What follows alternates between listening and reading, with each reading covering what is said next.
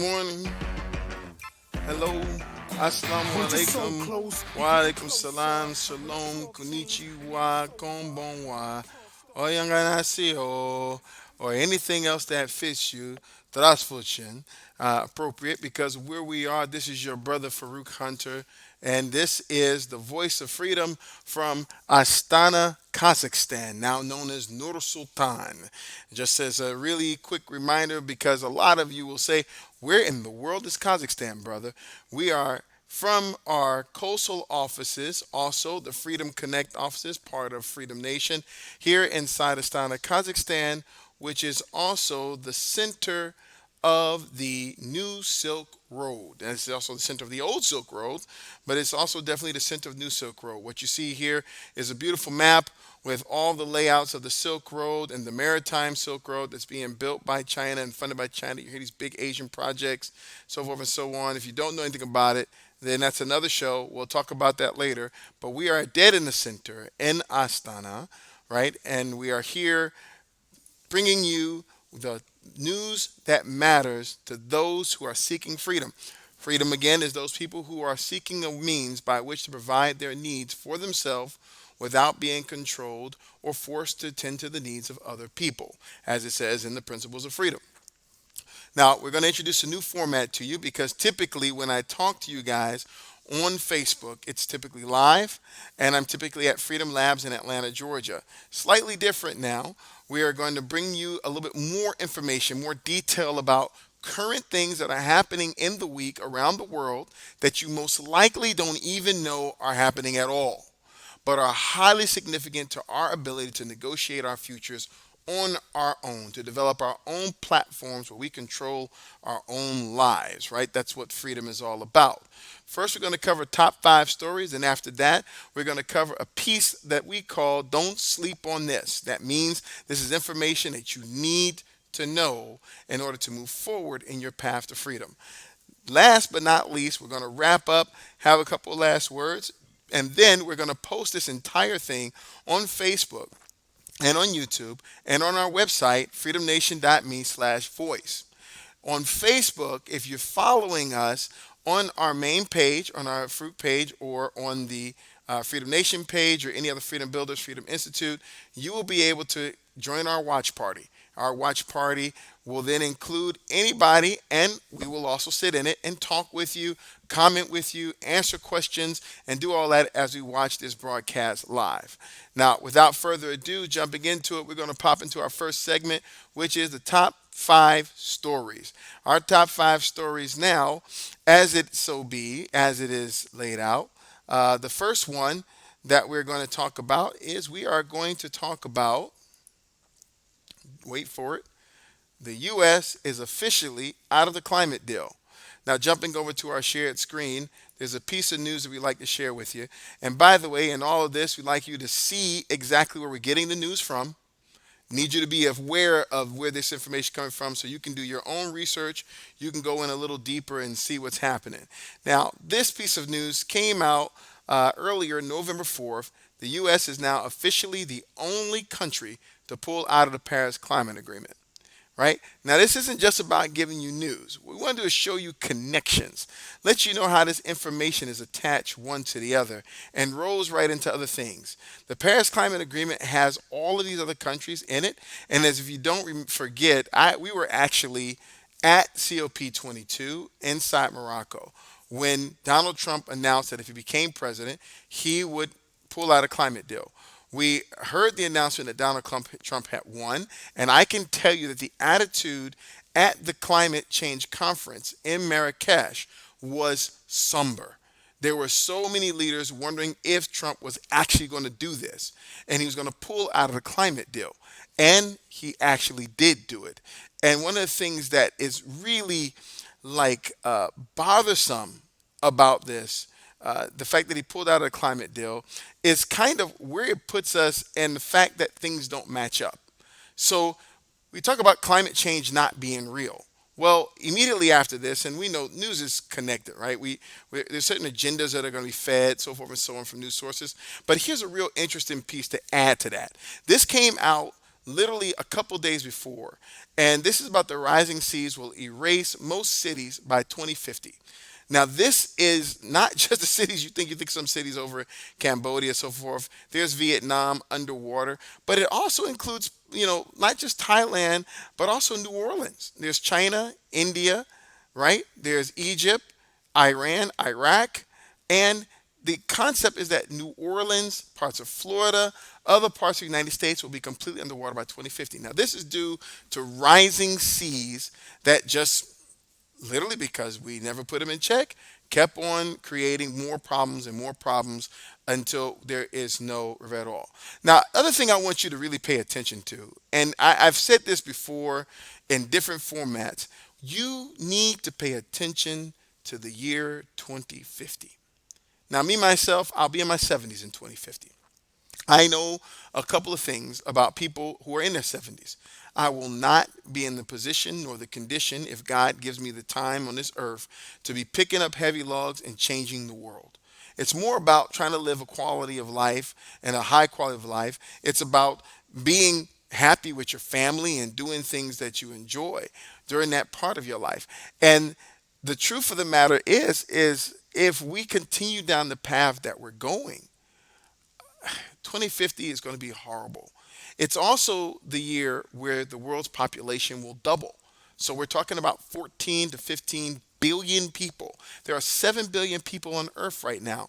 We're talking about 14 billion people. That's a lot of folks. That's a whole lot of people.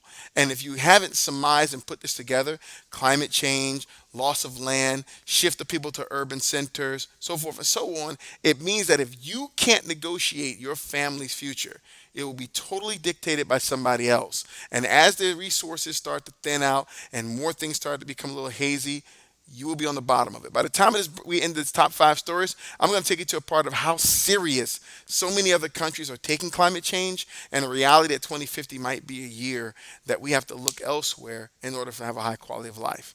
Okay? Moving forward,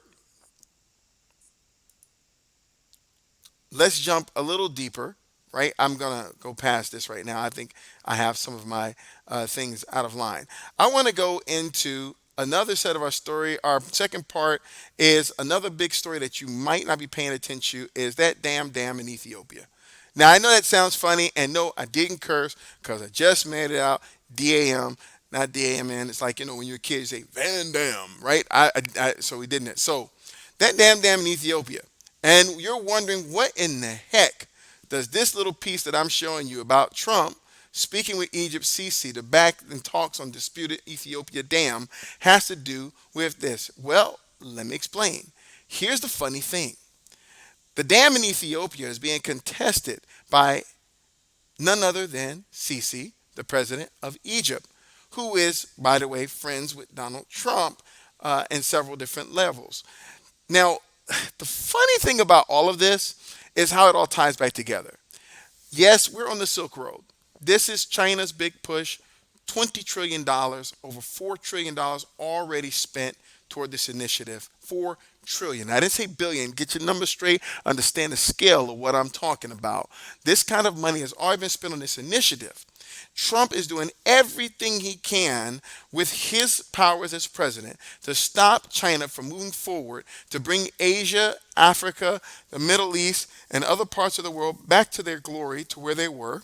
And I'm not promoting a boost in China, but I am saying that there's a lot more winners in this model than there was in colonialism and in other forms of government that we've seen under the rule of Europe and the United States. I'm just going to be fair and honest. I'm not tooting anybody's horn, right? You need to be aware because you need to understand how to negotiate your future. Remember, that's what we're doing here.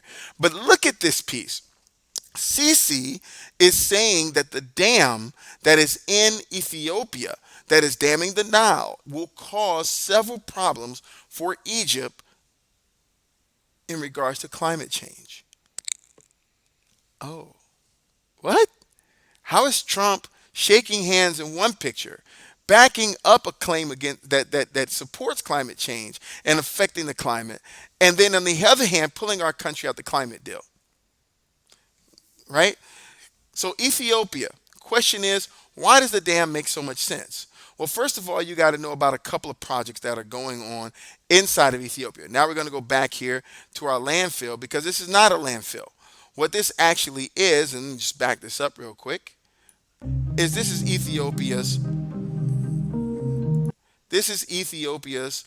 garbage burning plant that produces electricity. Let's take a look. The Repi waste to energy works by taking in the garbage, keeping it in a bunker for about 5 days to allow the moisture to sip, and then burning it at about 1,000 degrees centigrade, turning that into heat energy that is then able to move steam turbines that in turn generate electricity. Simultaneously, we're able to capture what would have been pollutant gases and turn them into inert materials and make sure that there is no major pollution from the facility.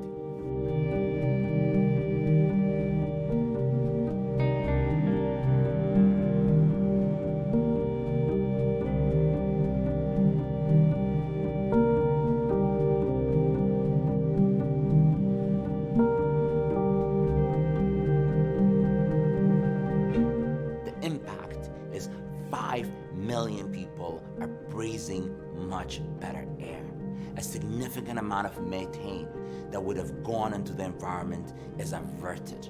It has real impact that you're able to feel because this is air, toxic air that you have been breathing.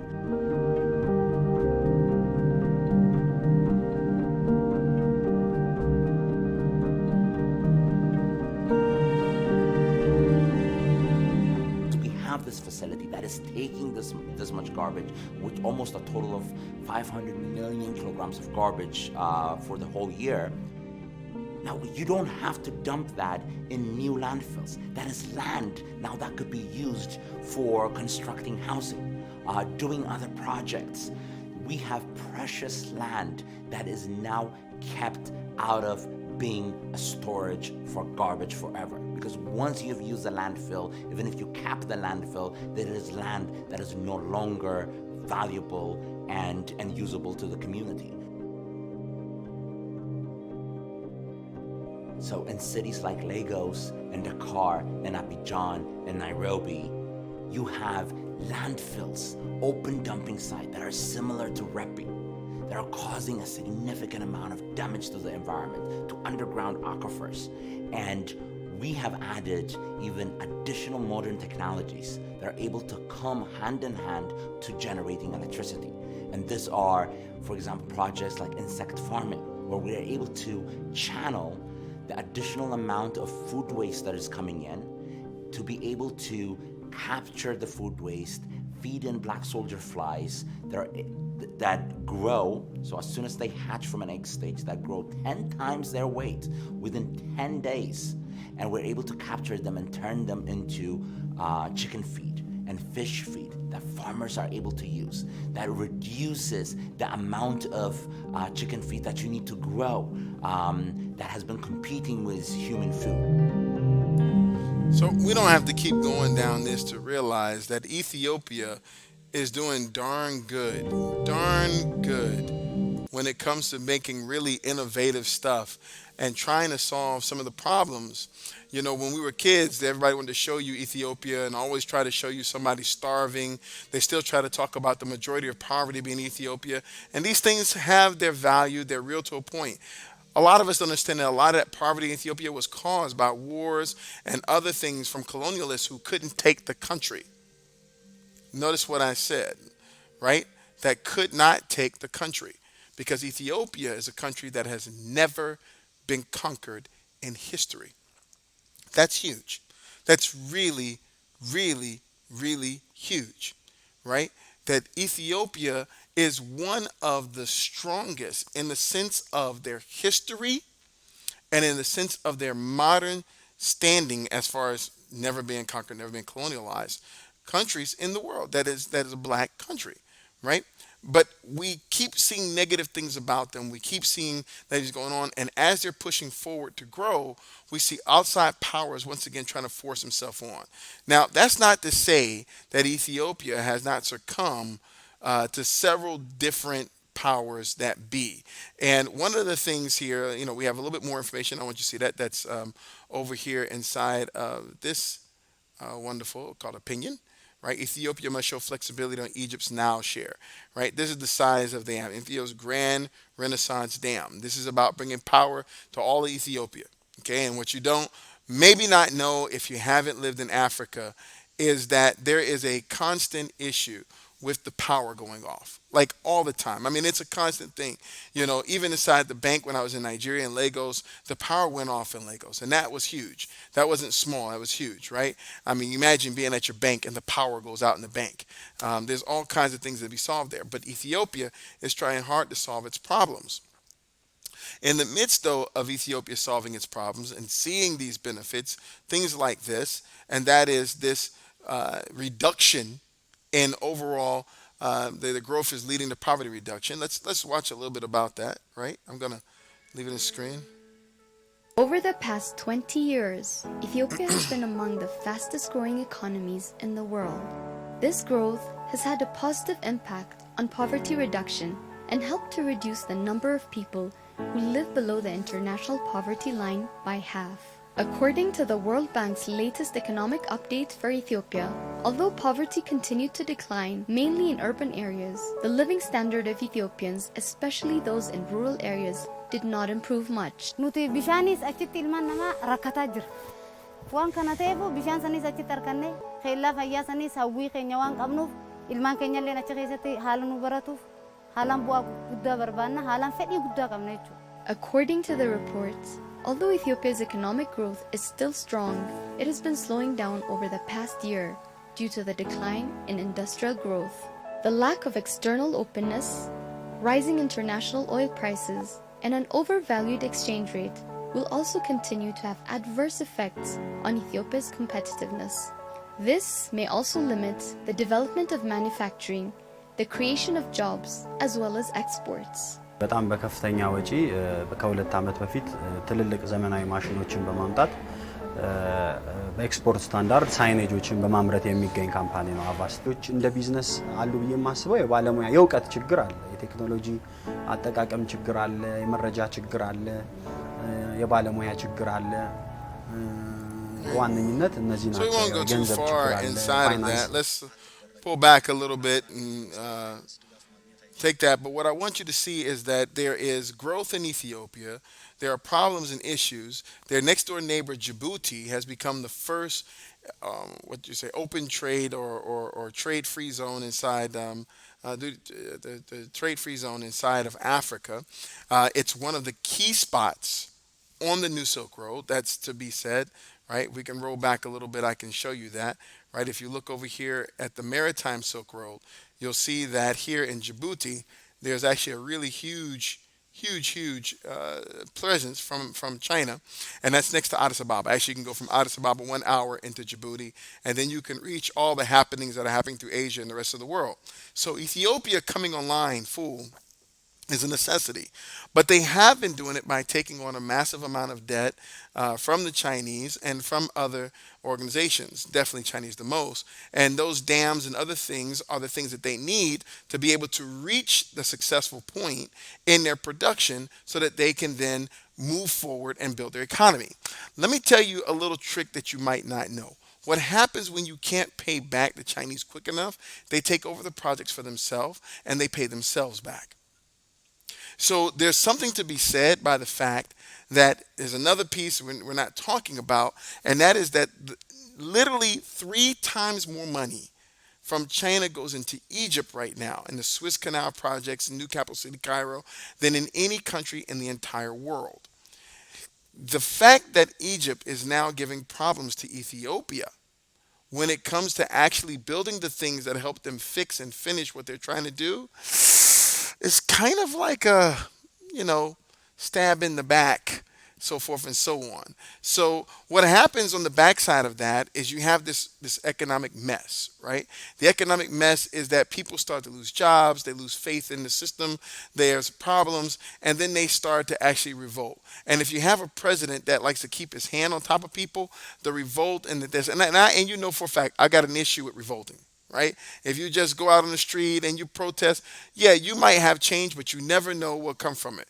In this case, there's another piece of news that's relevant, and this is about Ethiopia, and you see the person smiling guy, Mr. Kurt Davis over here, talking about how Ethiopia could be the first country to show China it has bargaining power. Now that sounds huge, right? I mean, okay, but read the article and read through. This is a current article, just came out not too long ago, but it's a connected article. It came back in July. This is about the new rails that were built in Ethiopia, and an entire set of non-interest debt, which was all Islamic-based funding, was forgiven to Ethiopia, just completely forgiven. And the reason why China forgave it is because there were these huge protests, and in the huge protests, multiple people died. It's still going on about the removal of the president, who is, of course, friendly to Chinese powers. But then you've got this mesh. Like I said, it's not just so simple. Like you say, oh, bad China, or, oh, whatever. No, you've got a pretty complex situation. You've got China working in Egypt. You got the United States backing up backing up Egypt, excuse me. And then you've got Ethiopia, Black Africa, suffering on the backside of this. No support from the United States, totally losing out. And basically, you've got one power pushing on, saying we're giving you the opportunity for growth. If you can't make it, then we're going to basically secure our interests. And you got another power over here that's pushing down on them from the top in order to take over the last piece of land in Africa that they were no longer able to control. This is how things happen. Now, listen to also what they said inside the report. It's industrialism, it's manufacturing, access to food, access to clean water. These are the things that help people out. I'll tell you in the end, I'll save it to the end, but you're better off finding a way to do it by yourself, right? Not every piece of power has to come from a huge power plant. Not every piece of power has to come from blocking a Nile. These are systems that, when put in place, they cause what we see. And Ethiopia is paying a hell of a price. All right. Also in the news, something to watch. And as well, we should go a little bit further, shouldn't we? Or we should talk about that a little bit further before we get into the romaine lettuce thing. Let's hold off the romaine lettuce story, right?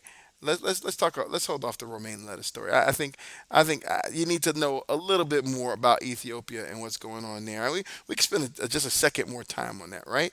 Because what I'd like to tell you about is something a little bit more pressing than that, right? Let's go down here, and I'm going to pull up a story about blockchain. Why did I skip from Ethiopia to blockchain? How does that make any sense? I went from Ethiopia to blockchain because you need to understand something that you might not know. You see this big road that I just showed you? You got to keep your eyes on this, man, because if you're not paying attention, you're not paying attention. It'll pass you by. Asia will become a super powerhouse. You're looking at the space where more than two-thirds, like 3/4, 75% of the world's population will live in these space here. They already do. Do you realize that out of the 7 billion people in the world, that North America and South America together only have 1 billion? 6 billion people are being impacted in this space. You are looking at one of the most significant spaces in the world right now. And so we should pay attention to what happens here. This is why your brother is hitting you up from Astana, Kazakhstan, in the center of the Silk Road. Well, going forward, I want you to look at that road. Everywhere you see that red line, everywhere you see a green line, there is also fiber optic cable. There are also 5G nodes. And China has done what the United States has been talking about for the longest time, and that is bring internet, high-speed internet, to the entire world.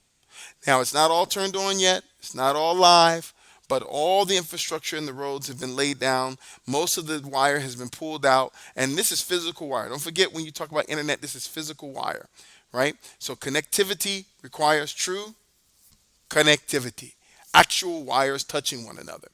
And what China has done is now turned on, despite many other efforts, the largest 5G network in the world, right? And this has just been turned on in China. It's inexpensive. It has speeds 1,000 times faster than 4G, right? In the United States, a lot of our phones will say they have 5G, but what's happening is they just call 4G LTE. It's next generation 5G. That's not true. It's not really that fast. It isn't there. It's something different going on. Now, we're using that as a segue because as we segue into it, and I want to go ahead and find in here, we're going to refresh this page because I loaded this up earlier. We want to take this story about President Xi Jinping taking the country to the leading position in blockchain. And this is why we're calling this segment Blockchain from Ban to Being the Man. Because just a little while ago, there was a strong statement out of China that they were highly opposed to what you call initial currency officers, the ICOs. They were highly opposed to many blockchain technologies, and they said that it was a national threat to have cryptocurrency in their country. And in one fell swing, just to show you the power of this beast, 1.5 billion people pivot on the dime when President Xi Jinping comes out and says that China wants to take the leading position in blockchain. Overnight, China signed into law the ability to create blockchain, cryptocurrencies. They went into several of the different companies and they started doing amazing things overnight. If you can see, this story was in October 25th. So this wasn't that long ago that this happened. And immediately after it, Bitcoin went into a free fall, right? Now, why? Because there was money pumped into the market and that money took away from the natural value. But what's going to happen right afterwards is Bitcoin is going to go way up. So cryptocurrency, why are we talking about it? Because the future of currency, as we found out with Facebook Libra, is that international currency allows us to deal with one single currency with all of our purchases, regardless of what country you live in. And it makes another currency and the flow of money much more powerful and directed into one single country.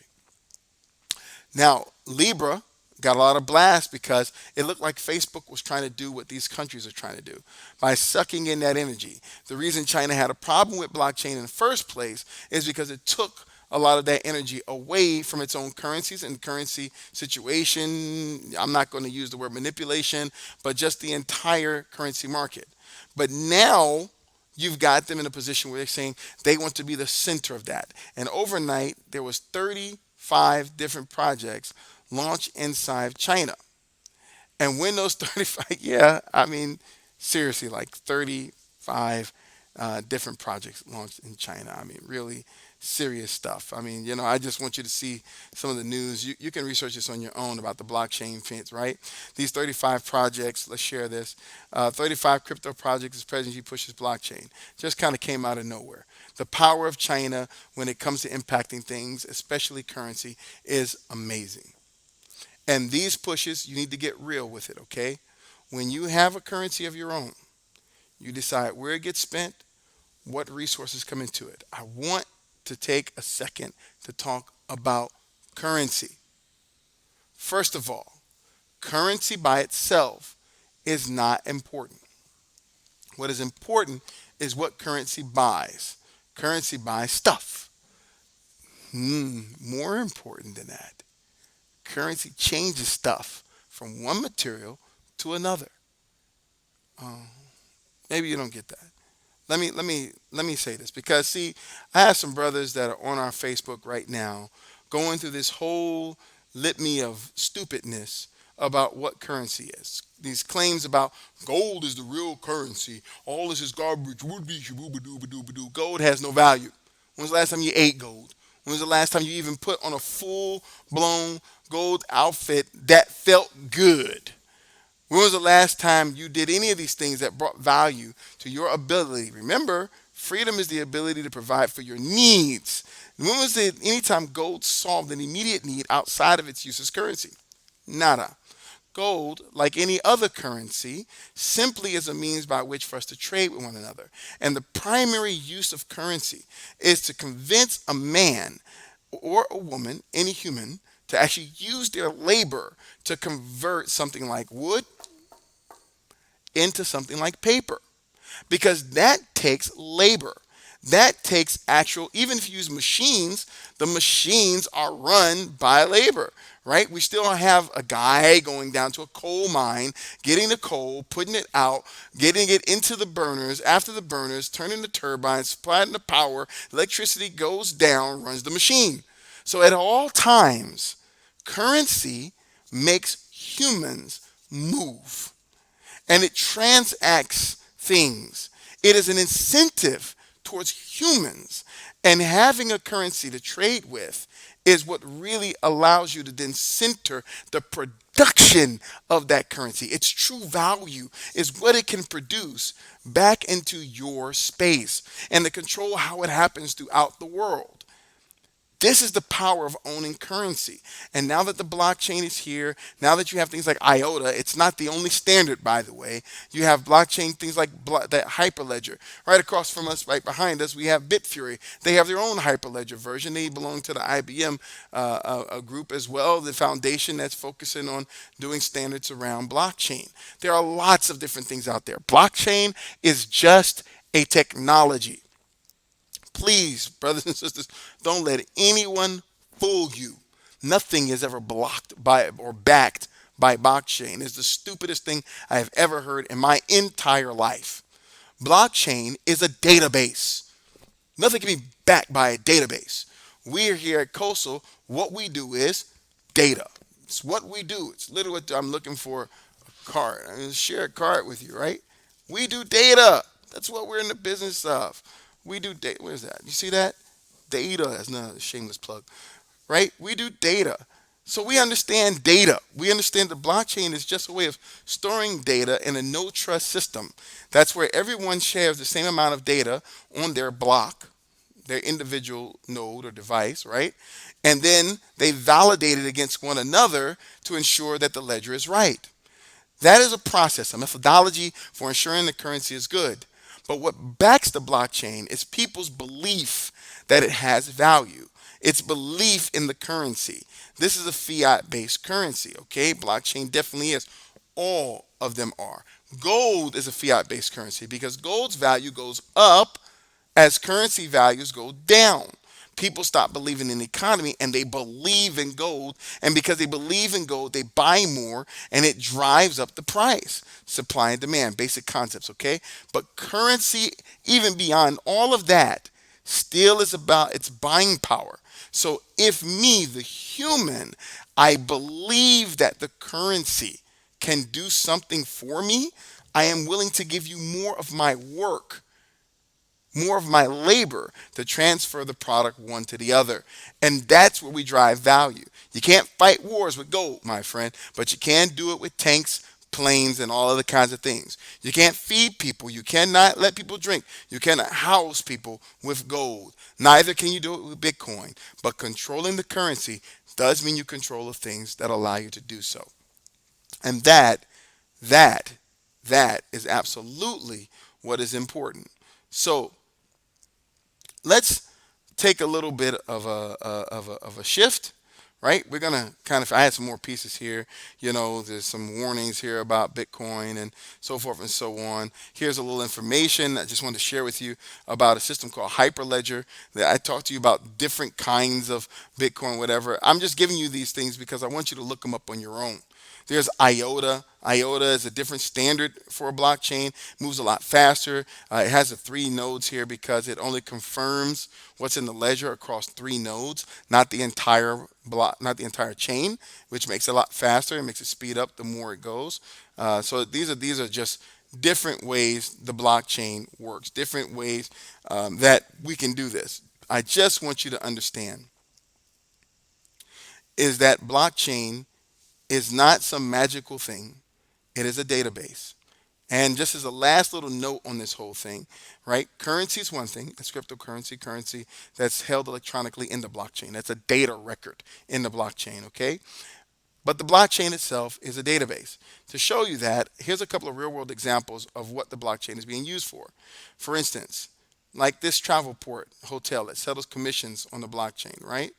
The Empire Hotel turns to blockchain to protect hotel bookings. That means that the hotel's booking is kept inside of a data node, a block of information, right? And that's not a currency. It's never reduced to a coin or anything like that. It's simply just a contract. What does that mean? It's just a set of fields inside of a block, just like you would see inside Excel. It's the best way to explain it to you, right? And you got things like Pfizer, the pilot blockchain system, and then let's just open it up. Let's take a look. There's so many other uses for blockchain. So also, I want you to know this: when you hear President Xi Jinping, when you hear other people talk about blockchain, they're not just talking about cryptocurrency. They're talking about a new standard for saving data, for transmitting information, for us to be able to have a no trust system. Look that up. Okay, these are the things that are being had in that, and you need to pay attention to that. Okay, all right. Now let's move past it. Do we have anything else on blockchain? No, we do have. Back to what we were talking about before is our news about romaine. I think this is crazy, right?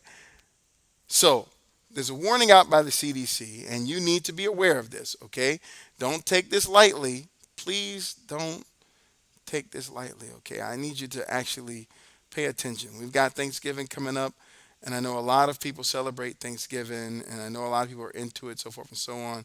But I need you to understand that their CDC has announced a recall on romaine lettuce. That is all romaine lettuce.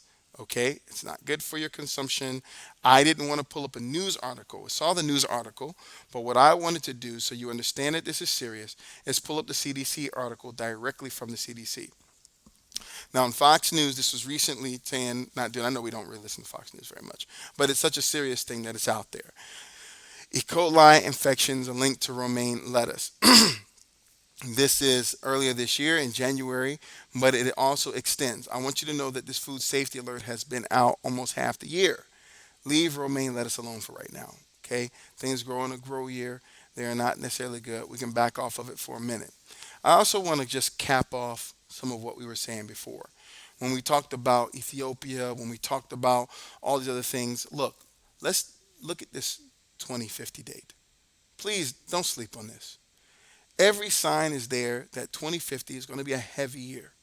I'm not predicting ultimate doom. People have a wonderful way of compensating for losses in this world. The world has been changing constantly for thousands of years as we know it. But you need to understand there has never been 14 billion people on this planet. There has never been the level of mechanics and manufacturing that we have today. And because of that, you have problems like this. And that's where the food supply starts to have massive problems. The connectivity and connectedness between our issues is huge. And these things affect our health, our children, our education, our way of life, things like the currency, things like different countries coming on board, not on board, things coming up, going down. You need to take charge of your future. You need to build the environments that your children's children can live in peacefully. That's all I'm doing. I have nothing else to live for, right? All I'm doing is focusing on my children's future. And they must be able to negotiate that future on their own. So I really want you to not just take this news and say it's one more piece of information. Take this news to understand the trends that are happening and help it be a motivation for you to start doing more to create the kind of life that you and your children need. Last thing you know, you might have seen this. What if your kids are affected by E. coli? You know, E. coli? E. coli is found in your feces. It means that people most likely, I don't know the actual issue, so I'm not going to claim, but it's a possibility. As a farmer, I'm going to tell you there's E. coli inside of certain type of fertilizers that are not processed properly. So it's a good possibility that because you're not handling your own foods and things like that, you are jeopardizing your life on the backside of being, let's just be honest, too lazy to do it for yourself. Now I want to talk about some other piece that you might not know. We've talked about blockchain, but I want to talk about the global race for space. Because if you don't think that it's important what's going on in this world, and you don't believe that other people who have a global eye view over everything happen are not taking it seriously that we are screwing our planet up, that we are doing that the people that you're trusting to provide your food in Publix and all that stuff and provide your housing and your roads and all that stuff. So don't say you're independent because you depend on folks for a lot of stuff. So do I, right? We're trying to get to a point where we don't, but right now we really do. Okay? They're doing it so bad that there is now a global race. Listen to what I said now. There is a global race for space. And this is a very interesting article. It's on RT, Russian television, okay? And let's take a look at it. It says space economy. China wants to set up a $10 trillion Earth Moon economic zone. Enough said. Okay, that means they're going to try to build an economic zone between the moon and the world. Do I need to go into a detailed conversation as to the seriousness of a country who's just dumped 3 trillion in connecting all of Asia to Africa and Europe? If they have the ability to do this, and if they're not the kind of people who look very far into the future and create the futures that they know they have to survive, there's a sign. And if you think that this is just China and you're saying, ooh, China, Chinese are crazy, Chinese do whatever, blah, blah, blah, sugar, blah, blah, blah, blah, blah, right? I'm going to kind of open up a new space and let's do a search together. Trump, right? You've seen this, right? Space Force, right? I think you guys forgot that. Yeah, like seriously, Trump actually really did establish a Space Force. Yeah, did you forget that? Trump actually established a Space Force. I think maybe you guys you just didn't pay attention. But let's Trump actually made a sixth branch of the military. Davers in Washington, where President Trump is at an event at the White House where he has just announced that he's directed the United States military to create a sixth branch called a Space Force. The president saying, I'm hereby directing the Department of Defense and Pentagon to immediately begin the process necessary to establish a Space Force as a sixth branch of the armed forces. We're going to have the Air Force, and we're also going to have a Space Force. He calls them separate but equal branches of the government. He ordered General Dunford to get to work immediately on creating this Space Force. This is an idea that the president has talked about now for some time. It's been actively resisted by the Pentagon. Secretary Mattis, the defense secretary, opposed it, said it created an additional bureaucratic tail at the Pentagon. He did not want an additional standalone Space Force. The president clearly does and has issued the order to begin work on creating that right now. And it ties into a long-running debate, Scott, about the militarization of outer space. There are a number of people who've said that you simply don't want to have warfare taking place in outer space, and others who consider themselves realists who pointed out all of the strategic assets in space, particularly satellites, that will need to be defended in the event of any global conflict. And of course, it's been a long-running truism in the military that you have to take the high ground, and there's no higher ground than outer space. Oh, you got it right. So the United States is now preparing to fight wars in space. And China is trying to build a $10 trillion space economic zone. Wow. Amir Suleiman has a song that says the sky is ours. Well, they're taking that too. They're taking that too. You're sleeping. Wake up. Okay? Voice of freedom is that we need to move and be serious about our future because there are things changing at a rate quicker than the simple things happening in your life. And if the last thing that you were worried about when you went to bed was simply what you were going to cook for breakfast or what your kids were going to wear to school, you're thinking about the wrong things. Now, it's important now, right? Don't send a baby out naked. But at the same time, you need to be thinking about how we negotiate our own future, right? So, all right. Let's jump back, and we are going to go into another segment here. We left our top 5 stories, and the segment that we're going into now, I like to call Don't Miss Out, or better yet, Don't sleep on this. It's very important for you not to sleep on this. Now, we've talked about quite a few things just now. We talked about the several things that are happening this week alone, just this week, about all the things that are happening to change economies, about the balance of people not doing good, so forth and so on. Folks, listen, we have to take control of our lives. But there's a problem. It's more than just simply going out in your front yard. That is a start. Go out in your front yard, plant a garden, learn how to grow bread, everything else. Those of you who know me, you know for a fact that I support that. You know for a fact that I am all in to self-sufficiency. But I want you to remember that those are tests. Those are base things where you can learn what it means to take care of yourself. In the midst of you learning how to take care of yourself, you should have a goal. The goal is do more for yourself. This is in the Principles of Freedom. You need to buy the book. Thought I had a copy I'd share with you. I don't have it in front of me. But you need to buy the book. It's made to fit in your back pocket. Once you put it there, you look at the three principles. 1, do for self.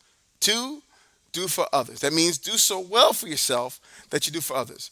Old Chinese saying says that a country or a set of people should never break out to the world while they're weak. They should do it while they're strong. But then once they do open to the world, if they're strong, they will continue to grow, and opening to the world will be more. So Principles of Freedom, same thing. First, deal with you internally, your issues, your problems. Learn how to do for yourself. Number 2, learn how to do for others, because you did so excellent yourself once you have that conquered. And number 3, protect your freedom. Now, in that number 1, I want you not to believe that the only way to do for yourself is to spin things by hand to do that. Those are all necessary skills, but the world is industrialized. And even though we do not have the capital to hire 1 million people to do things, and we just need to be honest with each other, the majority of our brothers and sisters are so highly focused on getting a piece of the pie that they will not work for themselves to do for themselves. So in that case, there's only one other option, and it's great because we are right up on it right now. That other option that I'm talking about is automation. And I want you to pay close attention to automation, because automation is self-sufficiency. Now, if you don't believe me, if you don't understand what I'm saying, where I'm coming from with this, I'd like to share a couple things with you. First of all, this is China 2025. Now, the only time you might have heard about this and this idea of using robotics and automation to automate supply chains and to automate manufacturing in China is when you hear America talk against it. But this automation thing is real. And there's a couple of things that are going to push it forward faster than ever before. One of those things is this: minimum wage. The minimum wage going higher is going to force more people out of work than you can imagine. It's not happening so much now because some of the automation is slow to be adopted by the companies. But do I really need 20 people in McDonald's to give me a burger? Hell no. I can get that out of a machine that perfects how that thing spits it out, and just go in from my phone and dookie, and then get my burger. They've already gotten rid of the cashiers in most McDonald's by replacing it with a big screen. I'm here in Kazakhstan. We just had some, I hate to admit it, we had Kentucky Fried Chicken, but we order it on a big screen. We don't speak the language, and we don't have to. We go up and go, do English, and boop, boop, and then go ahead and buy our chicken. We pay for it, and they just give it to us on the screen, and they hand it to us. Now, what happens when they get smart enough to go ahead, which they already are working on? Domino's Pizza has already shown off so many of their automated delivery cars, okay? What happens when they get smart enough to just cut that out? Ridiculous amount of jobs go on. Minimum wage doesn't matter because you don't pay the machines, you just pay to maintain them. And if you build the machines, you are truly self-sufficient. Listen to what I just said. If you can be smart enough to spend your time learning how to put your hands in the dirt, grow your own foods, Understand the iron ores that are in the dirt. Understand how to recognize clay and other materials that are in your backyard. Then you'll be able to buy land. Once you start buying land, you'll be able to build up your materials. Once you start being able to materials, maybe you'll be able to do some smelting and some other creating. But the target goal should not just be to live in some little sustainable village where everybody's still hands in the dirt. That won't get us to the point where we control our future and we have our own basis of negotiation. But what will get us there is if we're doing it so that we can build more robots to build our homes, to build our futures, to manufacture our products. And you're saying, Brother Farouk is talking about robots. I thought he was Mr. Self-Sustainable. I thought he was like in the boots and stuff. Yes, but did you forget I'm a technician? I started down that path for a reason. Big data is the basis of machine learning. Machine learning is the basis of artificial intelligence. And yes, it is our goal to reach a level of full automation. So let me show you something. And this is where I say, don't sleep on this, okay? Automation is self-sufficiency. IREX. I want you guys to join me here. Now you got two opportunities. One, you've got IREX in Tokyo. I'm going. If you see the date, it's December 18th to Wednesday 21st. Any of you brothers and sisters that want to join me, I will make a way for you to come with me. We will do it together. Why? It is the largest automation show in the world. It happens once every 2 years in Japan. Why Japan? Because after World War II, Japan was devastated. But they, unlike so many other underprivileged individuals, focus strongly on improving their country by going into automation. The Toyota brothers focus heavily on building agile methodologies and processes that allowed them to take the little bit of money they had and use it to do things like just-in-time inventory. You don't know what that is? Look it up. Just-in-time inventory that reduced the amount of money it took to actually produce products. This increased their manufacturing, and at one point they were the manufacturing capital of the world. Not anymore. China is, of course. But then after that, now that they know they have a reducing population, that they are falling behind, Japan, now is the leader in automation in the world. There are more robots at work from Japanese companies than there are any other companies on the planet. And this is why it is important to attend IREX, the International Robotics Exhibition, in order to understand where the industry is and how far we have to go to get to this holy grail where we can be in complete control. Can you imagine a future where we sit behind a desk and we talk to our loved ones and one another, and we control how many houses are built, we control what gets dug out of our lands, we control the firing of bricks and the melting of steel and the building of homes and the growing of gardens and everything else because we become masters in automation? I can. You need to too. And that, my brothers and sisters, leads me to our final segment. And with that, I have just one couple of words to share with you. And we've shared a lot. But in my final word, what I'd like to do is talk to you about how all these things always mesh in. Think about it. It's all important. It's all relevant. We have to work on multiple fronts at the same time. We have to promote each other and our businesses and the things that we do. But we can't do it without high levels of credibility, a deep sense of excellence, and an obsession with hard work. And this brings me to the point. Hard work is not just working for the man. I know there are plenty of you that work until you are exhausted, that work until you are tired, that go through a lot to earn the bread for you and your family. But I can tell you very simply, if I were to put you on a treadmill and you were to run with all your heart, and I put another man on the road and you run equally hard, he will go somewhere, you will not. You not only have to work hard, but you have to work hard at the right things. You need to focus on our future. The future that puts you in control over what happens to you, your babies, babies, and all those you get to see and those that will live after you. We have to do more. We are not doing enough. We are working hard, but at the wrong things. Focus your energies on the things that give us the independence and the freedom that we need. If you want to know where to start simple. Grow a small garden outside. Start even simpler than that. Attend some weekend classes. Now, this year at the Freedom Lab, we're going to be doing two things. We're going to be having a weekend class that we're going to broadcast live on Saturdays. That weekend class, we're going to go through everything. How to manage your own water, most important. How to build your own building materials, how to build your own houses, how to cook your own foods from scratch, how to cook on a fire, how to do all these things. It'd be great if you can show up, but if not, at least pay to attend online. And yes, we will charge. There are a couple of very good brothers that have been with us from the beginning, and they are still there, and very good sisters that want to teach these lessons to you that we've traveled around the world to learn, and we want to make sure that you get it.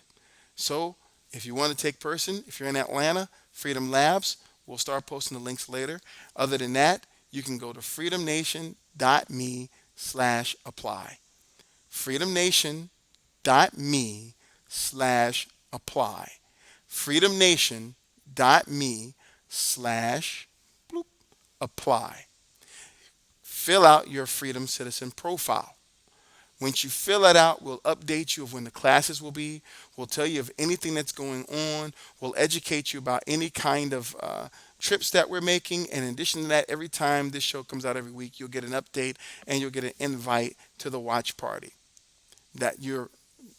If you're watching this with the watch party on Facebook, then you'll see the comments below. And you'll see a link. Otherwise, wherever you see this on the Voice website, you'll also see a link too. That's it. This is your brother. I'm signing out.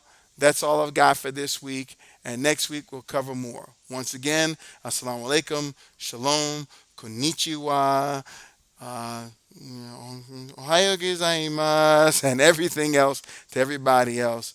Y'all brothers stay good. And sisters, peace.